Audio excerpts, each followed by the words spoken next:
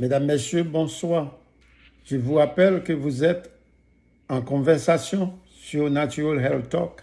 Avant de commencer, Mesdames, Messieurs, vous qui regardez notre émission, il y a une petite pancarte en bas qui dit « Abandonnez-vous, subscribe ».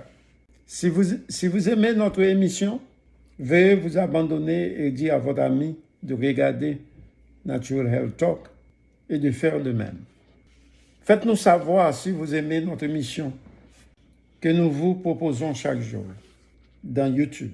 Cette année, les conférences sur la santé naturelle, Natural Health Talk, célèbrent 34 ans d'existence dans les airs en essayant à notre communauté à Brooklyn, New York et dans le monde entier la médecine préventive. La médecine de nos grands-pères et mères de l'Afrique à l'Europe, l'Amérique et les Caraïbes. Je m'appelle Dr Jean Rendois, médecin de famille, praticien en santé, Holistic Health Practitioner. Ce soir, nous allons parler des probiotiques. Les probiotiques. Le mot probiotique signifiant littéralement pour la vie. Les micro-organismes vivants pour la santé. L'histoire moderne des probiotiques commence au début des années 1900 avec les études pionnières du lauréat du prix Nobel Elie Metchnikoff, un scientifique travaillant à l'Institut Pasteur à Paris. Louis Pasteur a identifié les micro-organismes responsables du processus de fermentation, tandis que Metchnikoff a découvert l'effet possible de ces microbes sur la santé humaine. Il a suggéré que les probiotiques pourraient avoir une influence positive sur la santé et prévenir la vieillesse. Metchnikoff considérait les lactobacilles comme des probiotiques propices à la vie de l'hôte par opposition aux antibiotiques. Metchnikoff a également affirmé que les toxines provenant de la putréfaction bactérienne dans le gros intestin et de la libérée dans la circulation sont la cause du vieillissement. Metchnikoff a également déclaré que la dépendance des microbes intestinaux vis-à-vis de la nourriture permet d'adopter des mesures pour modifier la flore de notre corps et remplacer les microbes nuisibles par des microbes utiles. Alors, cette phrase décrit de manière claire le concept probiotique. Metchnikoff considérait les lactobacilles comme des probiotiques propices à la vie de l'hôte par opposition aux antibiotiques. Avantage des probiotiques, ils sont un type de bonnes bactéries présentes dans certains aliments et suppléments. Les probiotiques peuvent aider à garder votre intestin en bonne santé et les probiotiques sont bons pour nous. Ils pourraient réduire le nombre de mauvaises bactéries dans votre intestin qui peuvent causer des maladies ou des inflammations et remplacer également ces germes problématiques par des bactéries bonnes ou utiles. Les probiotiques, par exemple, Lactobacillus acidophilus est le probiotique le plus commun et l'un des plus importants pour la santé de l'intestin grêle. Nous avons aussi Acidophilus. Acidophilus a des effets antimicrobiens contre le staphylocoque doré, la Salmonella E. coli et le Candida albicans. Lactobacillus brevis est un probiotique produisant de l'acide lactique qui est utile dans la synthèse des vitamines D et K. Lactobacillus bulgaricus, utilisé dans la fermentation du yogourt, joue un rôle protecteur en produisant de l'acide lactique qui crée un environnement favorable aux autres espèces. Lactobacillus plantarum fabrique de la lactoline un autre antibiotique naturel. Et Plantarum peut également synthétiser la lysine, un acide aminé antiviral. Cet organisme élimine les nitrates, favorise les niveaux d'oxygène nitrique et diminue les agents pathogènes. Nous avons aussi Bifidobacterium bifidum est le plus reconnu de cette catégorie. Et nous avons d'autres, Bienfantis, qui simulent la production de cytokines qui affectent le système immunitaire et d'autres. Eh bien, les chercheurs étudient quand et comment les probiotiques pourraient le mieux aider. Ils pourraient aider les gens avec diarrhée lorsqu'elle est liée à des antibiotiques spécifiques. Par exemple, quand on prend les médicaments, les probiotiques aident également à lutter contre la diarrhée infectieuse, en particulier chez les enfants. Les maladies inflammatoires de l'intestin comprennent la maladie de Crohn et de la colite ulcéreuse. Certains probiotiques pourraient maintenir la colique ulcéreuse en rémission et empêcher la maladie de Crohn de rechuter et de s'aggraver. Syndrome de l'intestin irritable, les probiotiques peuvent parfois aider à soulager les symptômes, notamment les douleurs à l'estomac, les ballonnements, les gaz, la diarrhée et la constipation. Et prévenir et traiter les infections à levure, prévenir et traiter les infections urinaires, intolérance au lactose, affections cutanées telles que l'eczéma, traiter certaines infections gastriques et respiratoires, en particulier chez les enfants, et traiter les allergies et l'asthme. Et l'une des plus importantes des probiotiques, les probiotiques peuvent faire des merveilles pour la polyarthrite rhumatoïde, arthritis, diminution de l'inflammation comme celle de la polyarthrite rhumatoïde, arthritis.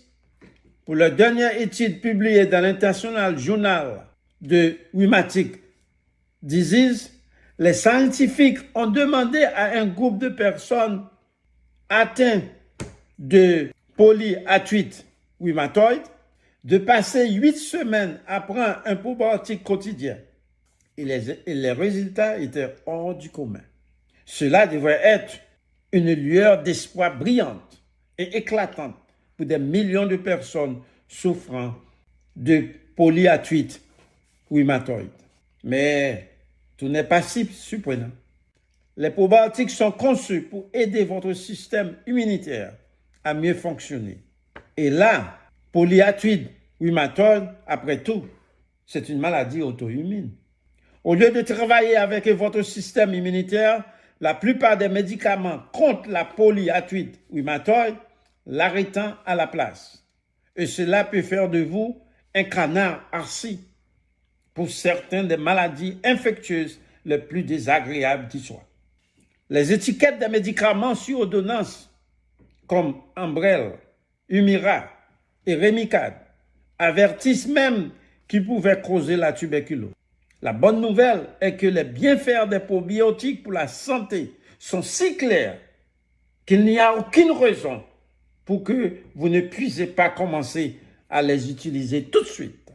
La plupart des probiotiques aux États-Unis sont vendus comme compléments alimentaires. Assurez-vous que les probiotiques sont sûrs et efficaces. Les meilleurs probiotiques sont des organismes vivants. Et votre eau du robinet est infusée de chlore. Ce chlore est là pour une seule raison. Il tue les bactéries. Le chlore ne peut pas distinguer les bonnes bactéries des mauvaises. Je vais répéter encore. Les meilleurs probiotiques sont des organismes vivants. Et votre eau du robinet est infusée de chlore. Ce chlore est là pour une seule raison. Il tue les bactéries. Le chlore ne peut pas distinguer les bonnes bactéries des mauvaises. Ne prenez pas de probiotiques avec de l'eau du robinet. Et c'est la dernière chose que vous voulez. Surtout, si vous essayez de soutenir votre système immunitaire ou de garder votre colonne en bonne santé. Utilisez de l'eau source ou de l'eau filtrée pour vous assurer de tirer le meilleur parti de votre probiotique. Nous vous recommandons de rechercher un supplément contenant au moins 9 sources uniques de probiotiques pour une approche plus complète de la santé globale et de la fonction immunitaire. Les probiotiques peuvent-ils être mauvais pour vous? Les probiotiques sont de bonnes bactéries qui existent déjà dans le corps. Ils sont considérés comme sûrs pour la plupart des gens. Ils peuvent déclencher une réaction allergique. Ils peuvent causer de légers problèmes d'estomac, en particulier les premiers jours où vous commencez à les prendre. Vous pourriez avoir des maux d'estomac, des gaz de la diarrhée ou des ballonnements. Ces symptômes disparaissaient généralement une fois que votre corps s'y est habitué. Si vous avez un problème de système immunitaire ou un autre problème de santé grave, les personnes qui ont subi une intervention chirurgicale et d'autres personnes gravement malades, ne prenez pas de probiotiques si vous avez l'un de ces problèmes. Parlez toujours à votre pédiatre avant de donner des suppléments probiotiques à votre enfant. Si vous êtes enceinte ou allaitée, vous deviez également en parler avec votre médecin avant d'en essayer. Certains gastro-entérologues, médecins en santé intestinale et digestive, utilisent des probiotiques dans leur pratique. Veuillez toujours demander à votre médecin à ce sujet. Je vais répéter pour vous encore. Ne prenez pas de suppléments si vous avez des problèmes. S'il vous plaît, vous devez également en parler à votre médecin avant d'essayer aucun natural supplément. Les probiotiques nécessitant une réfrigération peuvent être endommagés ou tués pendant le transport et incapables de survivre à l'environnement chaud et acide de notre intestin. Nous suggérons donc de choisir un probiotique de longue conservation et qui doit être conservé au réfrigérateur. Je vais répéter encore pour vous. Nous suggérons donc de choisir un probiotique de longue conservation et qui doit être conservé au réfrigérateur. Les probiotiques nécessitent une réfrigération, peuvent être endommagés ou tués pendant le transport et incapables de survivre à l'environnement chaud et acide de notre intestin. Et c'est toujours une bonne idée de vérifier l'étiquette pour s'assurer que des sous-sources spécifiques s'y trouvent et 100% vegan. Rappelez-vous que les probiotiques sont là pour faire monter en flèche votre santé, encourager un sommeil réparateur, améliorer les problèmes intestinaux, favorise la vieillesse en bonne santé, renforce le système immunitaire, promouvoir la santé du cerveau, défend la paroi intestinale. Rappelez-vous que pour nous, en natural medicine, probiotique, nous l'appelons naturel antibiotique. Je vais répéter pour vous. Rappelez cette phrase qui décrit de manière claire le concept probiotique. Metnikov considérait les lactobacilles comme des probiotiques propices à la vie de l'hôte par opposition aux antibiotiques. C'est pourquoi nous considérons probiotiques comme naturels antibiotiques. Eh bien, c'est tout ce que j'ai pour vous ce soir sur les probiotiques. Encore une fois, mesdames, messieurs, si vous aimez notre émission, il y a une petite cloche en bas qui dit « Abandonnez-vous », « Subscribe ». Pesez cette petite cloche. Veuillez vous abandonner et dire à votre ami de nous regarder. Natural Health Talk sur YouTube et de faire de même. En plus, faites-nous savoir si vous aimez notre émission que nous vous proposons chaque jour dans YouTube. Natural Health Talk Show est là pour vous enseigner comment rester en bonne santé. La médecine de nos grands-pères, de nos grands-mères, de nos pères, de nos mères, de l'Afrique à l'Europe, l'Amérique et les Caraïbes. Au revoir. À la semaine prochaine. Bye bye.